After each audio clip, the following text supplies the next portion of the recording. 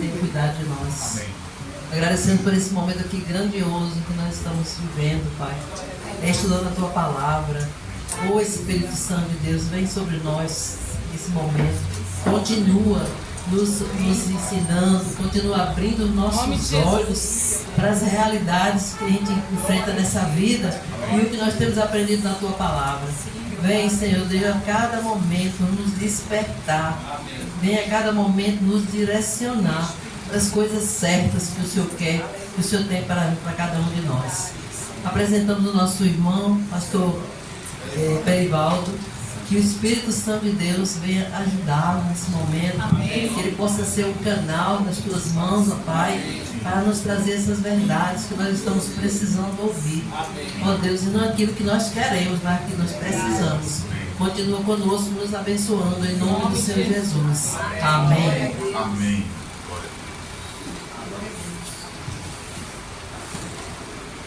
Amém, meus irmãos. Vamos abrir nossas Bíblias em Romanos, capítulo 13. Romanos, capítulo 13.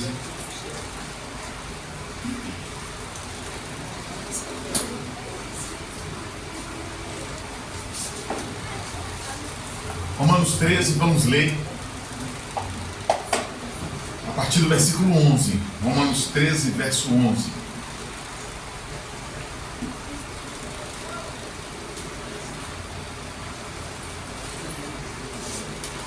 Romanos 13, versículo 11. Amém? Amém. Amém. E digo isso a vós outros que conheceis o tempo, que já é a hora de vos despertardes do sono, porque a nossa porque a nossa salvação está agora mais perto do que quando no princípio cremos. Vai alta a noite, e vem chegando o dia. Deixemos, pois, as obras das trevas e revistamo-nos das armas da luz. Andemos dignamente como em pleno dia, não em orgias e bebedices, não em impudicícias e dissoluções, não em contendas e ciúmes, mas revesti-vos do Senhor Jesus Cristo e nada disponhais para a carne no tocante às suas concupiscências.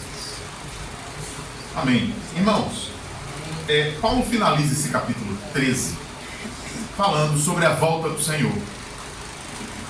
E ele fala desse assunto pedindo aos romanos, aos crentes romanos, que verificassem os sinais dos dias que eles estavam vivendo. E ele vai começar dizendo isso desta forma: digo-vos a vós outros que conheceis o tempo, que já é hora de vos despertar do sono, porque a nossa salvação está agora mais perto do que quando no princípio cremos. Irmão, a palavra de Deus, o Senhor, Ele, todas as vezes que a Bíblia fala da volta do Senhor, Ele vai falar insistentemente sobre a questão do sono, tá? Só existe uma forma de um cristão ele não mergulhar num sono. Você sabe qual é a forma? Qual é? Você sabe? A forma do cristão não mergulhar espiritualmente no sono? Por meio da vigilância. Vigilância. Você sabe que o povo judeu, eles organizam o tempo, eles administram o tempo, a cronologia de uma forma diferente de nós.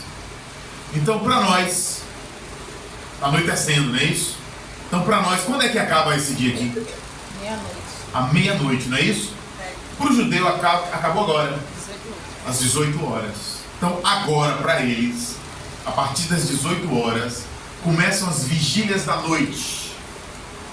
Eram 4 vigílias, que iam das 6 da noite até as 6 da manhã. E cada vigília era de 3 horas, das 6 da manhã às 9, 6 da noite às 9 da noite, de 9 da noite à meia-noite, da meia-noite às 3 da manhã, das 3 da manhã às 6 da manhã. Então, eram chamados de vigílias da noite, o período noturno. E você sabe que alguém que não está dormindo é alguém que está vigilante, alguém que está vigiando, né? Porque geralmente, por exemplo, agora nós vivemos uma época da história em que nós todos usamos iluminação artificial. Todos nós. Dá 18 horas, o sol se pôs, mas nós não ficamos mais no escuro, não é isso? A gente acende as luzes, na rua os postes vão acender, não é assim? Em nossas casas, e a gente vai ficar ali até mais tarde, 10 da noite, meia-noite, né? Eu já tive esses maus hábitos de dormir 2 horas, 3 horas da manhã. Eu já tive esses maus hábitos, viu, gente? Mas graças a Deus, Deus tirou ele de mim. Que a pressão começa a descontrolar. É horrível, né? É, assim, eu sou uma pessoa da noite. Sabe aquela pessoa que à noite você produz mais? Tem gente que é assim, tem gente que pela manhã produz mais. Eu sou aquela pessoa que à noite eu consigo ler mais, eu consigo estudar mais, eu consigo fazer mais coisas à noite. Tem pessoas que é gente da manhã, né? De manhã já acorda, trabalha igual um... Mas eu sou da noite. Se eu deixar, se eu brincar, se eu vacilar, eu passo a noite em claro até o dia amanhecer. Mas graças a Deus, o Senhor tirou isso de mim. Hoje, 11 horas no máximo, eu já estou na cama. Então, o que acontece? Naquela época, eles não tinham energia elétrica. Eles não tinham energia elétrica artificial. Eles não tinham isso. Então, quando o sol se punha, todo mundo ia dormir. No interior ainda assim, né? A gente diz assim, o pessoal vai dormir com as galinhas. Não é assim? No interior, mas também quando dá 4 da manhã, o pessoal, não é assim? Desperta logo. Então naquela época era assim. O sol se pôs, todo mundo ia dormir. Começou as vigílias da noite. Mas existia um grupo de pessoas que não dormia. Sabe quem eram? Os atalaias. Os atalaias lá em Israel, eles ficavam sobre o muro, a muralha de Jerusalém. E eles ficavam a noite inteira vigiando para ver se não vinha um outro povo inimigo para atacar Israel, para tentar invadir a cidade. Então, essas pessoas que trabalhavam como vigias, eles ficavam aguardando a hora em que o dia amanhecer. Porque quem trabalha à noite, eu já trabalhei à noite. Quem trabalha à noite, a maior expectativa é que o dia amanheça logo para você voltar para casa, para você ir dormir, para você ir descansar, certo? Então, Paulo está dizendo aqui, e diga a vós outros que conheceis o tempo, que já é hora de despertar do sono, porque a nossa salvação está agora mais perto do que quando no princípio cremos. Ou seja, qual é o grande problema hoje do povo do Senhor? Muitos estão dormindo, tá? Mesmo estando acordados. E por que estão dormindo? Porque nós, espiritualmente falando, estamos vivendo uma longa noite. Não sei se vocês já se lembram, não sei se vocês já se deram conta que naquela noite em que Jesus celebrou a ceia com os discípulos, no registro de João, a Bíblia diz que Jesus fala assim: um dentre vós me trairá. Aí os discípulos começam a dizer assim: sim, Senhor, sou eu, Senhor, sou eu. Aí o Senhor diz assim para eles: aquele que toma o bocado da minha mão. Ele deu um bocado a Judas. E eles não entenderam. Eles ficaram confusos. Porque naquela cultura, dar uma porção da comida do seu prato a outro era um ato de honrar o outro. Então Jesus honrou junto. Aí na cabeça dos discípulos ficou assim: peraí, ele honrou aquele que vai trair ele? Como é isso? Eles não entenderam. Porque o Senhor de fato não queria que eles entendessem. Porque se eles entendessem, certamente Pedro, como diz aqui na Bahia, Pedro era uma pessoa que tinha sangue no olho, né, irmão? Se Pedro soubesse que Judas ia trair Jesus, o que você acha que Pedro ia fazer? Oi? Ia cortar a orelha, né? Cortar o pescoço. Ia cortar o pescoço. Naquela mesma madrugada, quando eles estavam lá no Getsemane, teve uma pessoa lá, um servo do sumo sacerdote chamado Malco. Ele correu para prender Jesus. O que foi que Pedro fez com ele, irmão? Pedro arrancou a orelha dele, não foi, meu irmão? Pedro errou o golpe. Mas Pedro não queria arrancar a orelha dele, não, meu irmão. Ele não era espadachim. Ele errou o golpe. Ou ele errou o golpe, ou o sujeito deu um pinote e aí pegou na orelha, a orelha. Aí Jesus catou lá a orelha dele no chão e botou no lugar. Graças a Deus que Jesus estava ali para botar a orelha dele no lugar. Então, se os discípulos soubessem que Judas ia trair Jesus, certamente Pedro, que era alguém de temperamento sanguíneo ou colérico, iria matar Judas Iscariotes. Então o Senhor não permitiu que eles entendessem. E aí, quando o Senhor dá o bocado a Judas, Judas sai. Vocês reparam o que o texto diz em seguida? Abra sua Bíblia aí em João capítulo 12. João capítulo 12.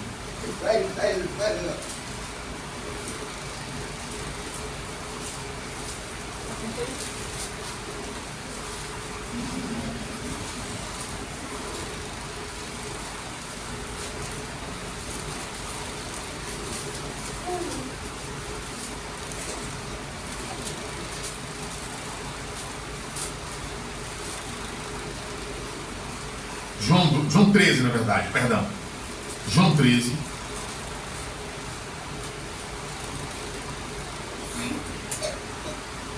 Versículo 23 diz assim, ó. Ora, estava conchegado a Jesus um dos seus discípulos a quem ele amava, que era João, o autor desse evangelho. A esse fez Simão, Pedro, sinal, dizendo-lhe, pergunta quem é a que ele se refere. Ele falou aqui no versículo 21, né? Dito estas coisas, angustiou-se Jesus de espírito e afirmou, em verdade vos digo que um dentre vós me trairá. Ele está falando desse assunto. Aí Pedro faz Simão para João, no versículo 24, diz assim, pergunta a ele a que ele se refere. Então aquele discípulo reclinado sobre a cabeça, sobre o peito de Jesus, perguntou-lhe, Senhor, quem é? Respondeu Jesus, é aquele a quem eu der um pedaço de pão molhado. Tomou, pois, um pedaço de pão e, tendo molhado, deu a Judas, filho de Simão Iscariotes. E após o bocado, imediatamente entrou nele Satanás em Judas. Está vendo? Então disse Jesus, o que pretendes fazer, faz-o depressa. O Senhor estava dizendo, isso aqui é Satanás, viu, irmão? O que você pretende fazer, faça depressa. E aí Judas levantou. No versículo 21 ele diz assim, nenhum dos que estavam à mesa percebeu-lhe a que fim lhes dissera isso. Ninguém entendeu, os caras não entendem nada. Hein?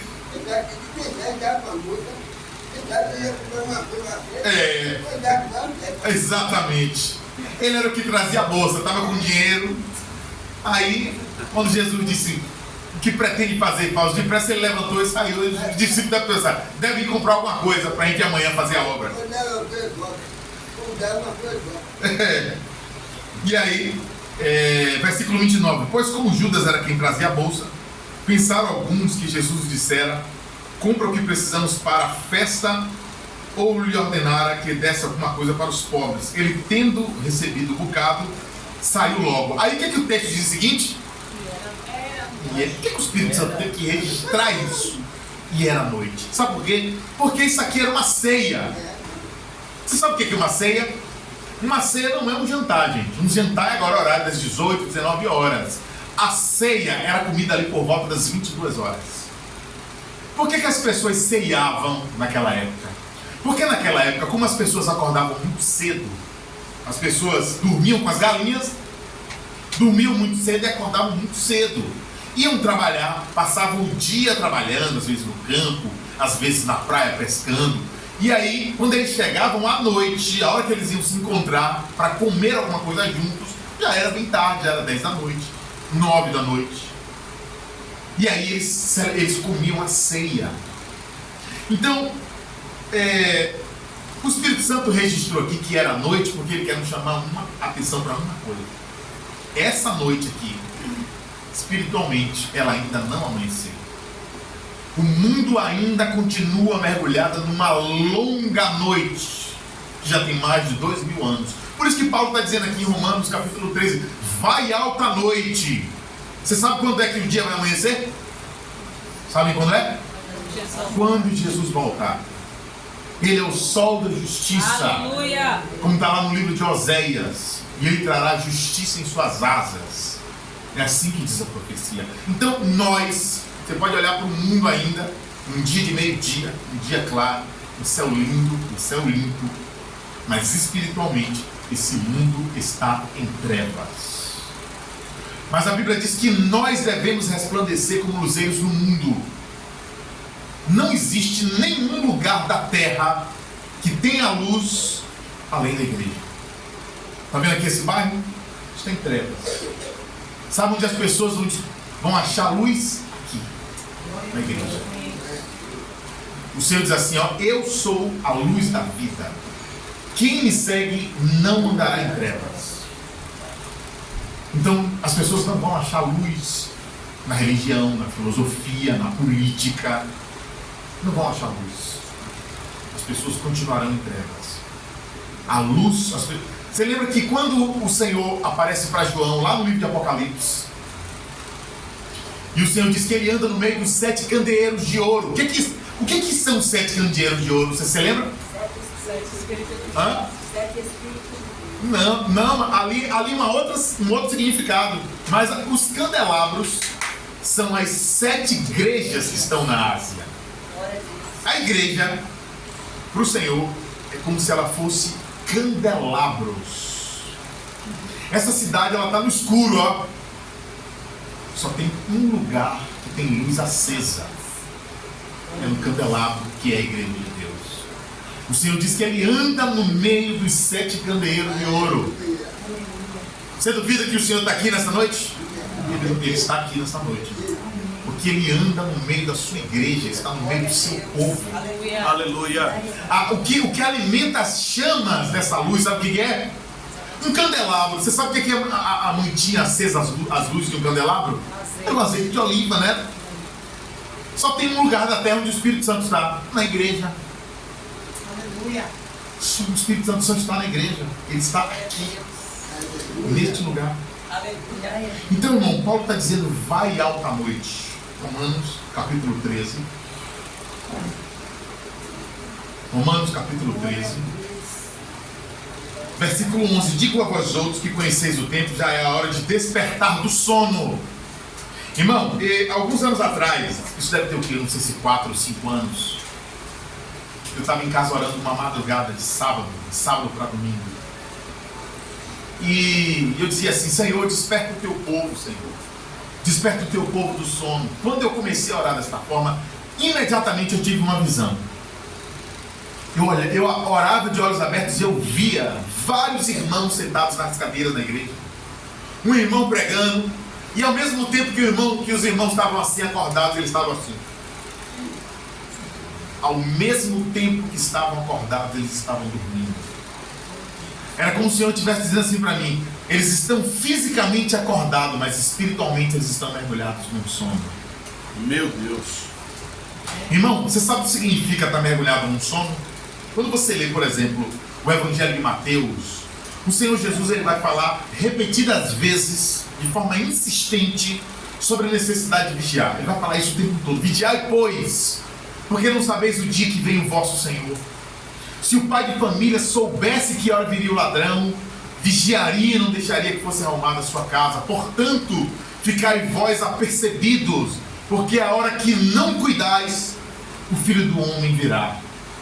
Assim como nos dias anteriores ao dilúvio, comiam, bebiam, casavam, davam-se em casamento, até o dia em que Noé entrou na arca e não perceberam, senão quando veio o dilúvio os levou a todos. Portanto, ficais vós apercebidos. Então, Jesus em Mateus 24, é o capítulo escatológico daquele evangelho, ele fala o tempo inteiro da sua vinda. Ele fala o tempo inteiro dos últimos eventos. E ele fala desses últimos eventos associados à necessidade de vigiar, de estar acordados. Sabe por quê, irmão? Porque na primeira vinda do Senhor, quando ele veio, você sabe qual era a condição espiritual da igreja, da nação de Israel? A nação de Israel estava mergulhada no sono. Quando aqueles 3 magos vieram do Oriente e procuraram Herodes, disseram assim, olha, nós viemos atrás do rei dos judeus, porque vimos a sua estrela no Oriente e viemos para lhe adorar. Aí o texto diz que Herodes convocou os escribas, perguntou a eles aonde o Messias haveria de nascer, de acordo com a profecia. Eles disseram, de acordo com a profecia de Isaías, ele vai nascer em Belém de Judá. Aí diz que toda Jerusalém se alarmou. E aí o Herodes chamou os magos e disse assim, olha, quando você descobrir onde ele está, venha me avisar para eu ir adorá-lo. E aí eles foram atrás do menino Jesus. Eles encontraram o menino e o Senhor disse a eles que não procurassem mais Herodes, que saíssem furtivamente de Israel, porque Herodes queria matar o menino. Mas o que eu quero chamar a atenção é que poucas pessoas se deram conta de que haviam chegado os dias da manifestação do Messias. Aquela era uma promessa que já tinha 4.000 anos. Desde lá ainda do Éden, Deus prometeu a vida dele. Lá no Éden ainda, Adão e Eva, a semente da mulher, esmagará a cabeça da serpente. O Senhor prometeu, 4.000 anos aguardando. E aí quando ele se manifestou, poucas pessoas perceberam. Os magos vindos do Oriente eram gentios, não eram nem judeus. Foi quem viu que Jesus estava voltando. Chegando o Messias. A promessa estava se cumprindo naqueles dias. Aqueles pastores que estavam no campo, cuidando das suas ovelhas, eles viram os anjos no céu, aquele coral de anjos cantando louvores a Deus, porque Deus havia se tornado homem, nascido no ventre de Maria. Aquela profetisa chamada Ana e aquele profeta chamado Simeão, pouquíssimas pessoas viram que o Messias havia chegado, e o restante da nação mergulhado no sono. Hoje não é muito diferente, irmãos.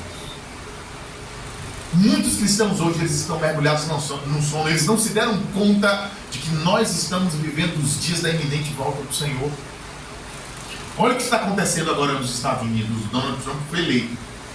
Eu estou de olhos bem abertos para Donald Trump. Por quê, irmão? Por quê? Porque Donald Trump, ele quer proteger Israel com unhas e dentes. E a profecia bíblica diz que aquele que fizer um acordo de paz entre Israel e os palestinos, ele será o anticristo. Daniel capítulo 9, 27. Ele fará um firme acordo com muitos por uma semana, 7 anos. Na metade da semana ele vai quebrar ele cessará o sacrifício e a oferta de manjares. E sobre as asas da abominação virá um assolador, até que a destruição que está determinada se derrame sobre ele. O que é que Trump quer fazer agora? Eles agora vão iniciar uma guerra com o Irã. O Irã é o maior inimigo de Israel ali no Oriente Médio. É o Irã. É o Irã que financia o Hamas, o Hezbollah, a Jihad Islâmica. Todos os grupos terroristas são financiados pelo Irã. O que é que os Estados Unidos vai fazer agora? Provavelmente riscar o Irã do mapa. Os problemas de Israel com o Irã vão se acabar. Acabou. O Irã está com um programa nuclear em curso. O Irã já está praticamente com uma bomba míssil nuclear praticamente desenvolvida. Os Estados Unidos vai destruir toda a estrutura nuclear do Irã. Vai destruir. O Irã tem um negócio chamado Cidade dos Mísseis. São cidades subterrâneas com milhões de mísseis lá, armazenados para atacar Israel. Os Estados Unidos têm tecnologia, tem dinheiro, tem armas para destruir tudo aquilo. Eles vão destruir tudo. Aí se acabam os problemas de Israel com o Irã. Agora Israel tem um problema com a faixa de Gaza. O que é que Trump quer fazer com a faixa de Gaza? Vocês viram que Trump disse que eles agora querem pegar a faixa de Gaza e transformar num resort, num lugar de hotel, porque a faixa de Gaza é um lugar litorâneo, um lugar de praia. Os surfistas, você sabe que tem surfista que tem dinheiro que procura as melhores praias do mundo para surfar, né? Surfa na Austrália, surfa no Havaí. E tem surfistas que vão surfar lá na praia de Gaza, na praia de Gaza, né? Lá na faixa de Gaza. Então o que é que Trump vai fazer? Não sei se vocês viram que ele publicou um vídeo. Na verdade não foi ele que produziu o vídeo, mas ele publicou esse vídeo nas redes sociais dele. Um vídeo de a faixa de Gaza como se fosse um lugar com vários hotéis de luxo. Pessoas comprando souvenir com a imagem dele. Uma estátua dele de ouro grandona rodando no meio da cidade. Vocês viram isso? Viram não? Pois é. Ele acha que ele é adorável. Ele postou nas redes dele? Ele postou nas redes dele. Aí todo mundo falou, como assim? Por que ele postou isso? Então, é muito estranho. Eu tenho muita desconfiança com o Trump. Eu não posso afirmar, mas eu tenho muita desconfiança que ele seja a pessoa que nós desconfiamos que seja. Desconfio demais. E as minhas desconfianças dele estão baseadas no fato de que ele quer proteger Israel como residência. Israel, você sabe que os rabinos judeus, eles fizeram um estudo da árvore genealógica de Trump, para ver se Trump tem algum judeu na sua linhagem. Porque se Trump tiver um judeu na sua linhagem, eles vão dizer que Trump é judeu. Você sabe que Trump é descendente de alemães, né? O pai de Trump, os avós de Trump, eles eram imigrantes alemães, foram para os Estados Unidos e enriqueceram lá em Nova York. Então, os rabinos judeus, eles querem, porque assim, na cabeça do judeu, o Messias, não é na cabeça dele, né? Biblicamente falando, o Messias tem que ser um judeu. Então, se eles descobrirem que Trump tem algum judeu na linhagem de Trump, de algum avô dele, eles vão dizer, ele é judeu e ele é o Messias. Eles vão dizer que Trump é o Messias. Os judeus estão chamando Trump de príncipe da paz. Lá em Israel, os judeus, eles publicaram algumas moedas comemorativas com a imagem de Trump. Vocês já viram isso? Depois pode olhar na internet. Inclusive, essas moedas estão à venda.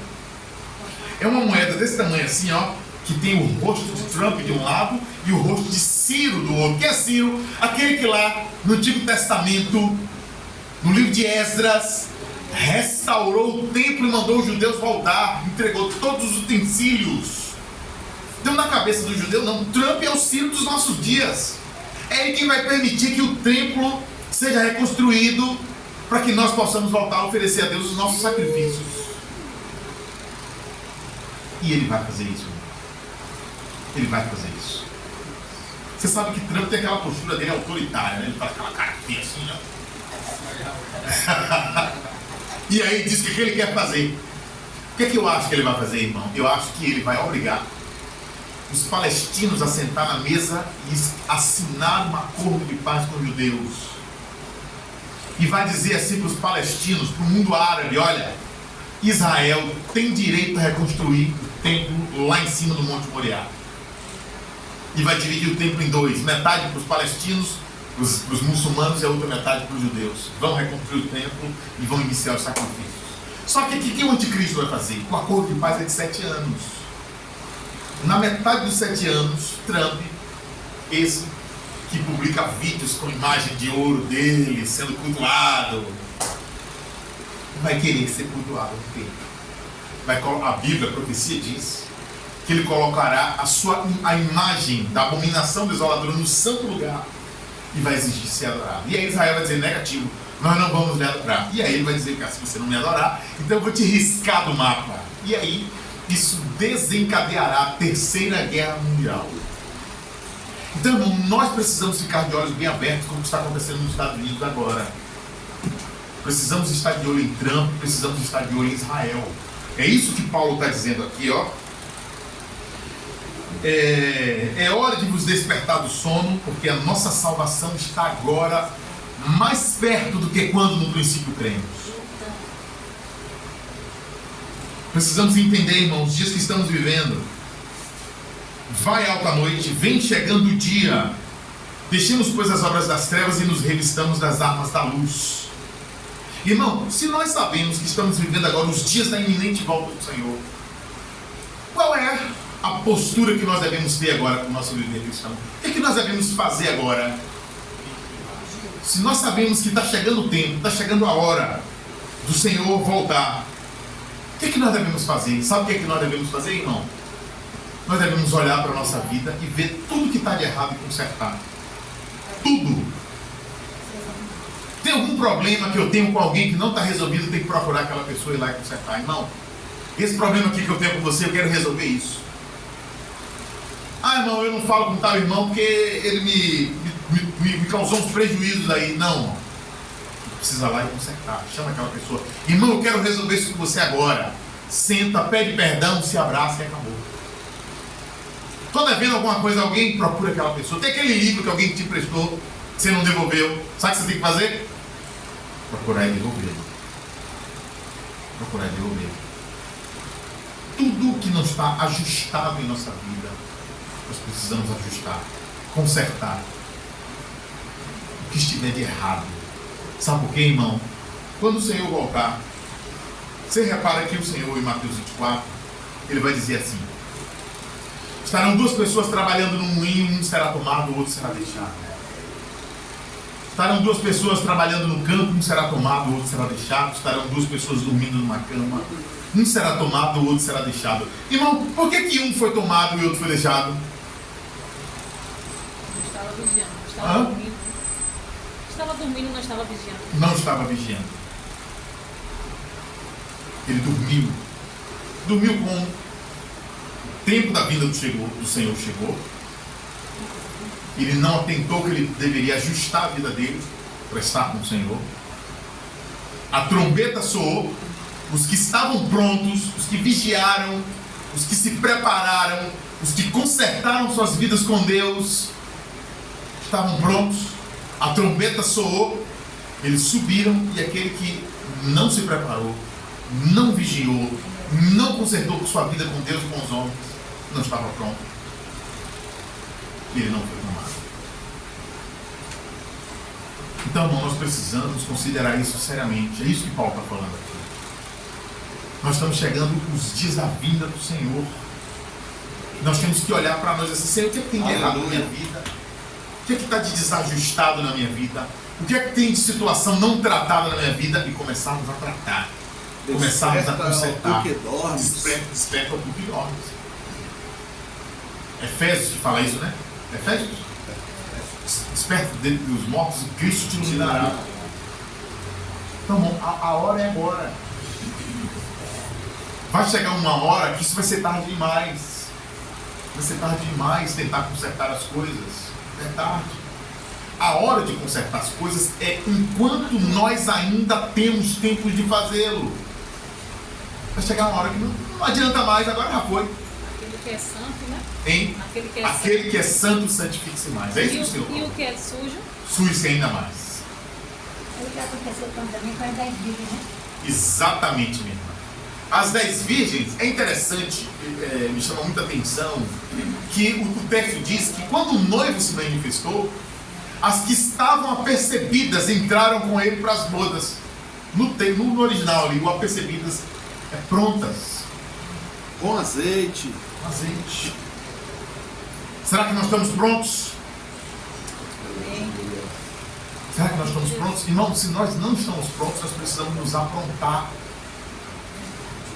Nós não temos muito tempo. Eu tenho acompanhado alguns canais, e eu já falei isso para os irmãos, de alguns irmãos que eles geralmente postam experiência que muitos irmãos têm de sonhos, né? Muitas pessoas sonham com a volta do Senhor. Outros têm algumas experiências de visões. Irmão, e muitas pessoas têm sonhado com o Senhor dizendo: o tempo acabou. Várias pessoas têm tido o mesmo sonho, um sonho de um relógio, faltando 5 minutos para meia-noite. Aleluia. E uma mão segurando um ponteiro. E o Senhor dizendo: diga ao meu povo que o tempo acabou, não há mais tempo. O tempo de Deus, irmão, para a humanidade acabou. Eu não sei se os irmãos viram aquele pastor americano, um carequinha, que 3 meses antes do Trump ter tomado aquele tiro na orelha, lembram disso? Ele gravou um vídeo, acho que ele não sei se ele estava num podcast, e ele disse que tinha sonhado que Trump estava fazendo um discurso em público, e aí de repente alguém dava um tiro nele, a bala pegava na orelha dele, Trump se abaixava e levantava com a mão assim, o pulso fechado. Ele conta isso com riqueza de detalhe. Depois que aconteceu o atentado, todo mundo agora acompanha o que esse pastor tem dizer. Todo mundo acompanha. Esse irmão, nos últimos dias, ele veio a público. Ele disse que o Senhor deu a ele 3 sonhos. Não sei se que o Senhor mostrou a ele 3 coisas num sonho. Não sei se eu vou lembrar as 3. Ele disse que o mundo vai entrar numa recessão. A economia americana vai entrar numa recessão. Os analistas de economia já estão dizendo que os Estados Unidos, a economia americana vai dar uma retroagida. A recessão é quando uma economia decresce, ela diminui. A segunda coisa que ele sonhou, eu não me lembro exatamente agora, mas a terceira coisa que ele disse que vai acontecer é que o mundo mergulhará numa grande depressão. Não é depressão psicológica não, meu irmão. É uma crise econômica profunda. Isso aconteceu antes da Primeira Guerra Mundial. Ficou conhecido como a Grande Depressão. Não sei se foi não me lembro agora, se foi na Primeira ou na Segunda Guerra Mundial. Não me lembro, foi na Primeira. A Grande Depressão. Então ele está dizendo que isso vai voltar a acontecer agora nos nossos dias. Então todo mundo está atento ao que esse irmão tem falado. E ele teve um sonho recente, antes desse. Ele disse que o Senhor mostrou a ele que o Senhor disse que o Senhor estava. Ele disse que o Senhor estava com uma túnica linda, toda bordada, colorida assim. Ele tinha um cajado na mão bem alto, com aquele capuz colorido, lindo.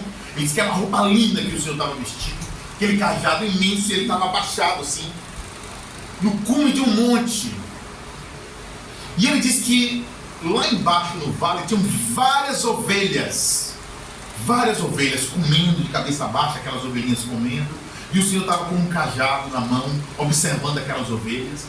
E ele disse que quando ele olhava aquele vale, que o sol estava se pondo, aquele sol lindo, aquela imagem linda, ele vendo aquilo. E ele disse que de repente chegou um momento que o sol ficou assim alinhado no mesmo nível que as ovelhas estavam, e iluminou aquele vale. E ele disse que algumas ovelhas estavam mais próximas do Senhor, comendo uma grama verdinha. Outras estavam bem distantes, comendo uma grama escura.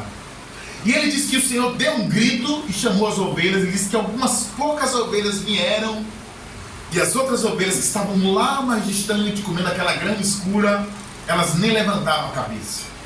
E ele disse que o sol foi se pondo, ficando tudo escuro. E o Senhor falou assim para ele: Brandon, você está vendo essa imagem? Isso significa que essa dispensação está acabando.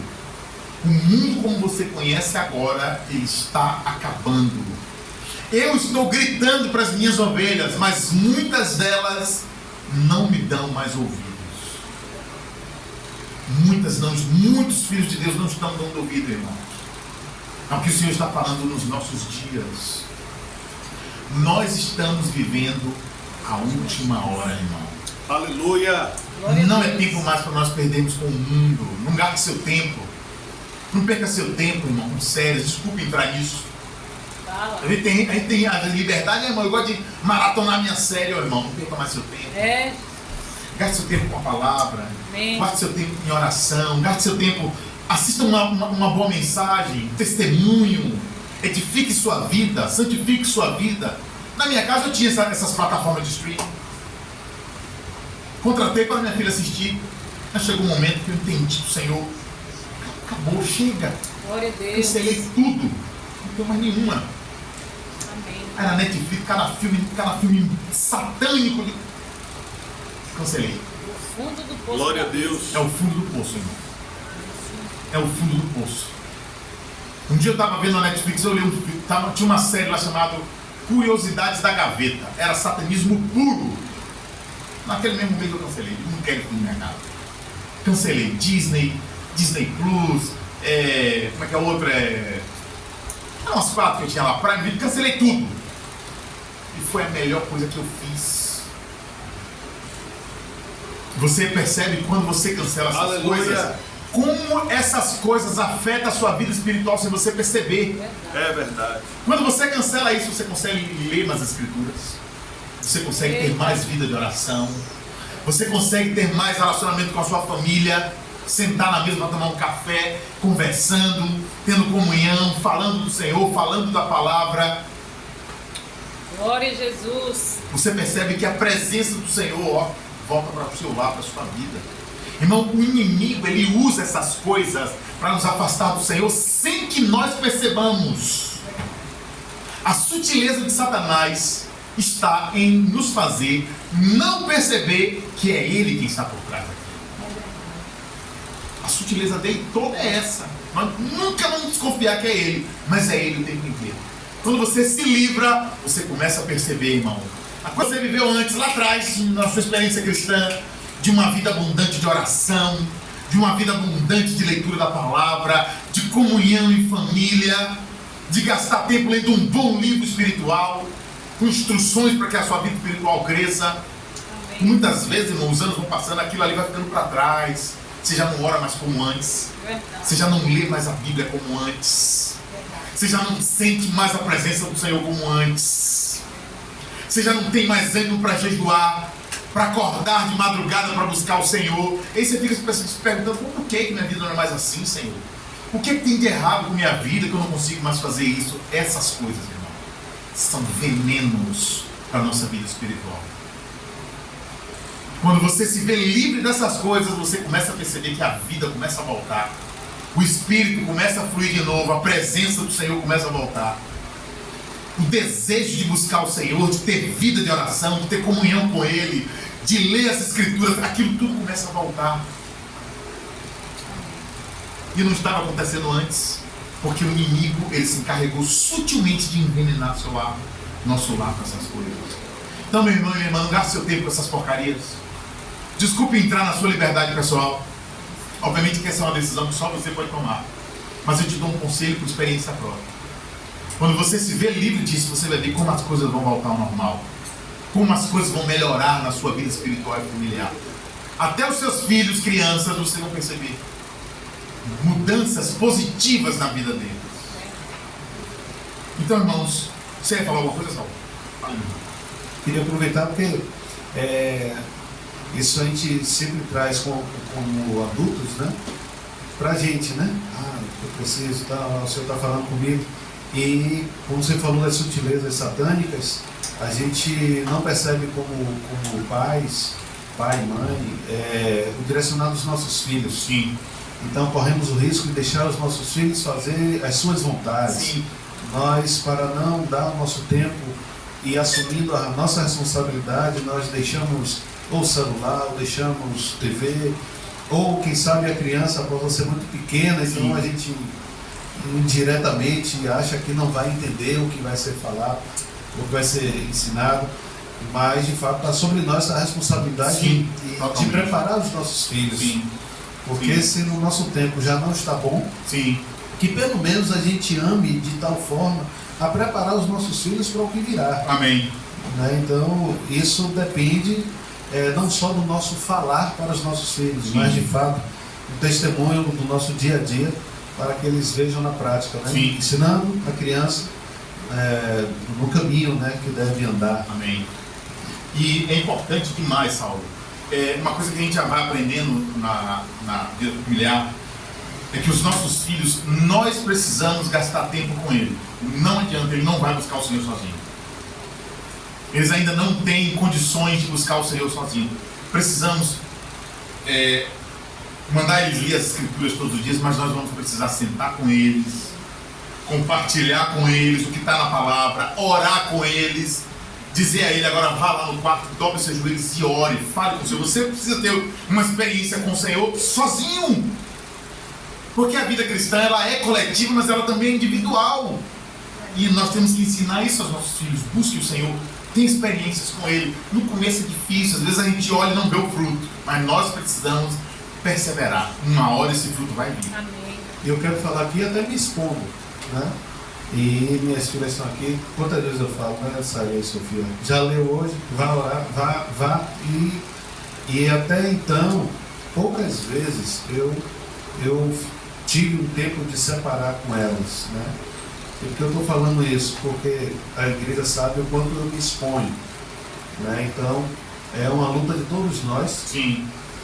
Preciso também me expor, quem sabe posso estar utilizando aqui, aproveitando para confessar, vamos colocar dessa forma, para que eu venha alcançar a misericórdia do Senhor, graça do Senhor, né? Com esse entendimento. Apesar de ter uma vida de testemunho, mas eu inclusive eu coloquei isso na escola bíblica, numa resposta, né, na nossa aula que temos tido, de ter esse tempo, né? Então eu não quero me colocar aqui como uma pessoa líder que está ali falando na frente, né, somente falando ou da igreja ou trazendo um ensinamento, Sim. mas também me colocando mesmo na posição, né, porque é difícil, Sim. é uma Sim. responsabilidade, e eu também não posso estar, né, pelo fato da dificuldade, não nos colocar ou evitar o assunto. Não, é para todos nós que Amém. precisamos assumir de fato e viver. Ontem foi tão bom, né? Eu e meu amante passou a tarde e a noite, né, assistindo. A gente entrou nos debates lá de pré e pós, entrou nos debates de predestinação e não. E quando eu e meu amante entrou em conversa e discutimos e conversamos e tal. Então, assim, o quanto é precioso, o quanto é saudável, o quanto nos traz crescimento.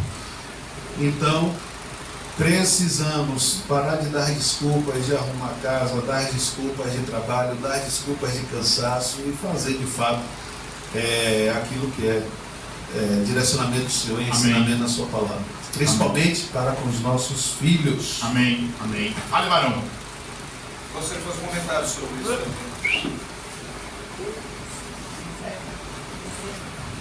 também. Eu estou passando duas guerras que foram citadas aí. Uma é sobre esse zelo da noite. Sim. No propósito mesmo de buscar ao Senhor e estar preparado para o dia. E uma coisa que eu fiquei incomodado no Senhor foi exatamente esse sacrifício dos streams. Sim.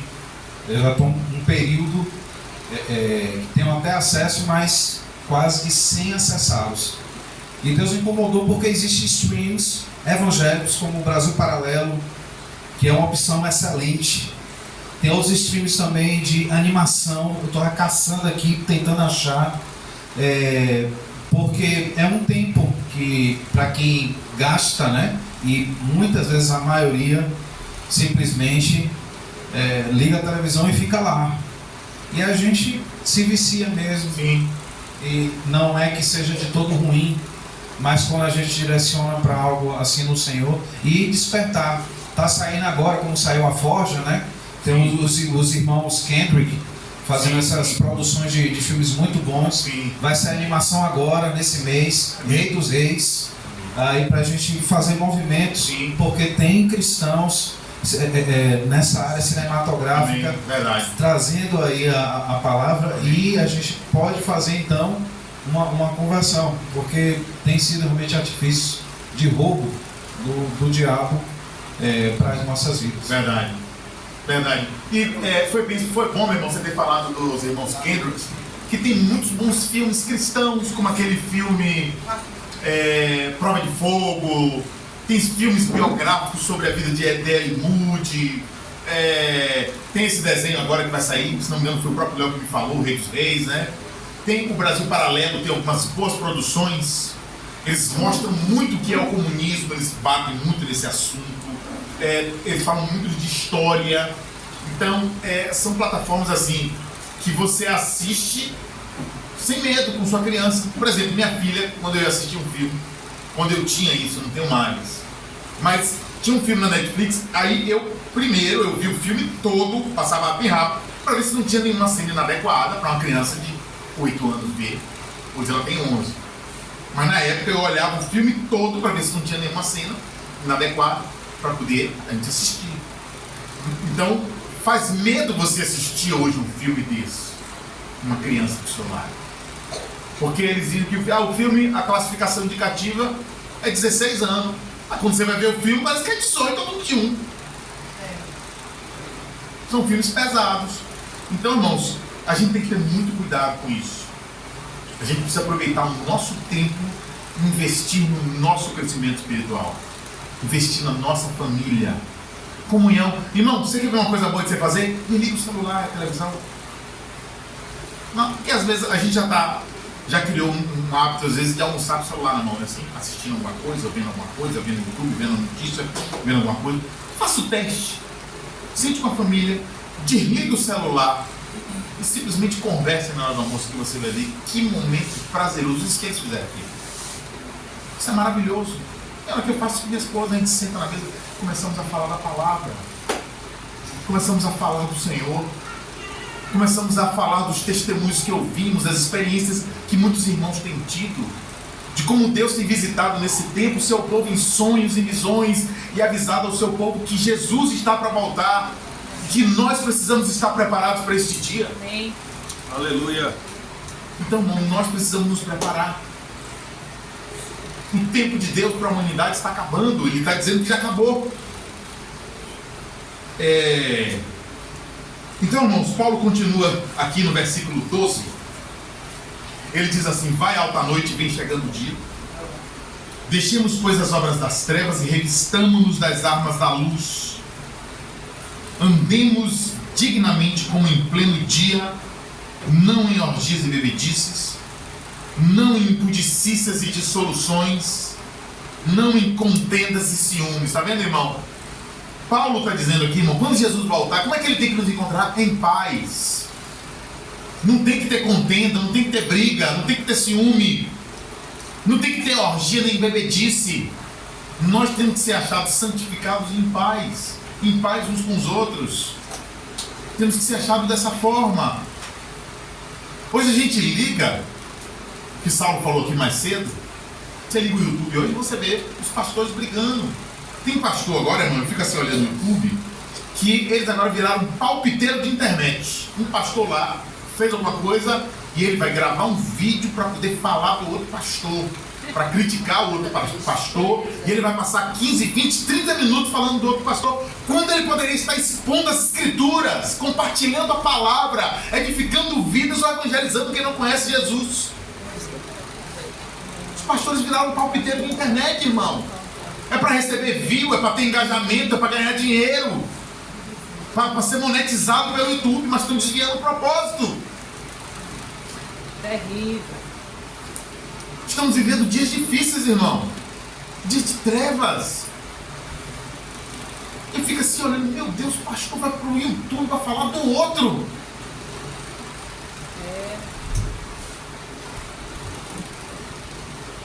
Então, irmãos, são dias difíceis. Então, Paulo está dizendo para nós que nós precisamos andar dignamente como em pleno dia. Andar, irmão, dignamente como em pleno dia.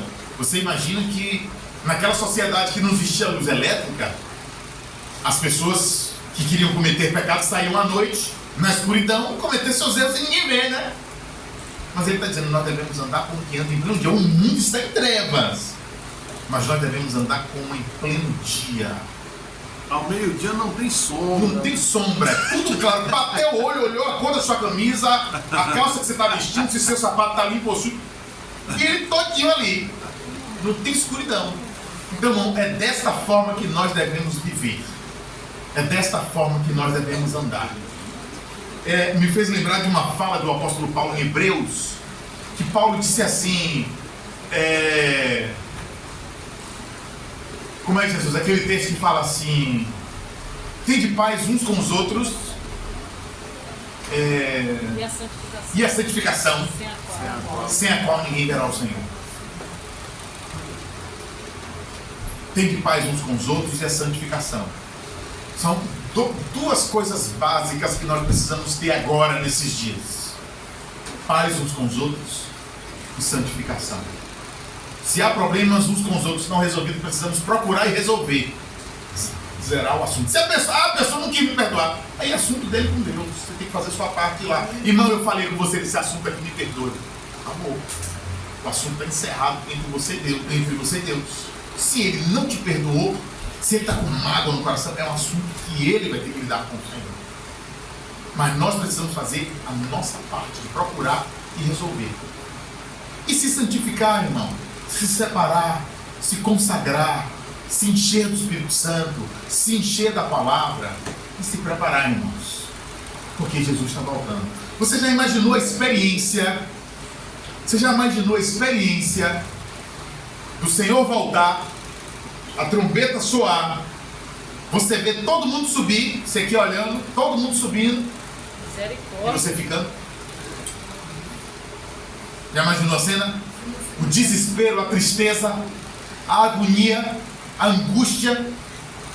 Então, irmão, para nós não vivermos essa experiência, o tempo de nós nos consertarmos com Deus é agora. O tempo é agora. E eu digo para os irmãos, Deus está tendo paciência conosco, irmão. A palavra de Deus diz isso. O Senhor está tendo paciência, está sendo longânimo. Precisamos aproveitar o tempo que temos, ajustarmos nossa vida com o Senhor e se preparar. Porque você imagina, existem muitas discussões. Vai ser antes ou vai ser depois? É uma série de discussões, né? Mas você já imaginou um dia como hoje? Amanheceu o dia, os meninos foram para a escola, eu fui trabalhar, de repente uma trombeta começa a soar no céu, todo mundo para, olha para o céu e de repente o arrebatamento acontece. Eita Jesus! O povo vai dizer, ó, o Saulo ali subindo. Imagina, mas não? Já imaginou? O gordinho. Voando. Já imaginaram a cena? Ninguém sabe o dia nem a hora, irmão. Glória a Deus. Precisamos estar prontos porque não sabemos o dia e a hora. E o Senhor ainda tem sido tão misericordioso e bondoso que Ele está avisando: eu estou voltando. É. Se prepare, eu estou voltando. Se prepare. Não, como minha avó dizia quando era menino, quando a avó briga com a gente, a mãe briga, diz que fala com a gente, entra por aqui, sai por aqui, né? Não é assim que o mais velho dizia? Às vezes a gente faz assim com o Senhor fala com a gente, entra por aqui, sai por aqui. Mas tem que entrar por aqui, irmão, e ficar aqui. Não, Senhor, é isso mesmo, eu preciso consertar aqui, eu preciso me ajustar. Eu preciso ajustar minha vida com o Senhor. Amém, meus irmãos? Amém. Diga, meu pastor. 14, vamos embora. É pra isso embora, sabe? Você não tá mais aguentando, não? Como é que tá aí? Eu queria deixar, porque eu não queria entrar no capítulo 14, o capítulo 14 é agora. Eu queria deixar pra amanhã. Senão eu vou ter que parar ele na Você quer metade. reforço, né? Vai ficar falando 3 capítulos pra amanhã, vai dar tempo? Eu, na verdade, eu vou falar o capítulo 14 e a metade do 16. Porque o 16 ele é todo saudação, saúda não sei quem. Entendeu? Aí fica faltando o 12, o 15. O 12 e o 15 é o pastor Leonardo. Não vai dar tempo de fazer tudo isso amanhã? Se ele não vier, esse capítulo dele vai ficar pra mim. Você vai resolver a sua vida com a igreja. Resolva a sua vida com a igreja. Vai ficar devendo. Se ele não vier amanhã, 12, 13, 12 o que? E o 15 que ele não falou, não vai? Eu vou ter que voltar pro 12. 14, É. 12? Se ele não vai. Você entrou no 13, aí tem 14, 15 e 16. É isso, eu falei o 13, não foi? Ele deveria ter vindo hoje pra falar o 12 e eu o 13. Ele não veio. Se ele não vier amanhã, eu vou falar o Não, 12. então não ia dar. 12, 13, 14, 15 e 16, 5? Vai ter a quarta edição. Vai ter a quarta edição? Meu Deus! Não, gente, tem que acompanhar isso, né? Olha, a quarta edição. Eu vi um domingo, se não conseguir amanhã, e a gente termina. Tá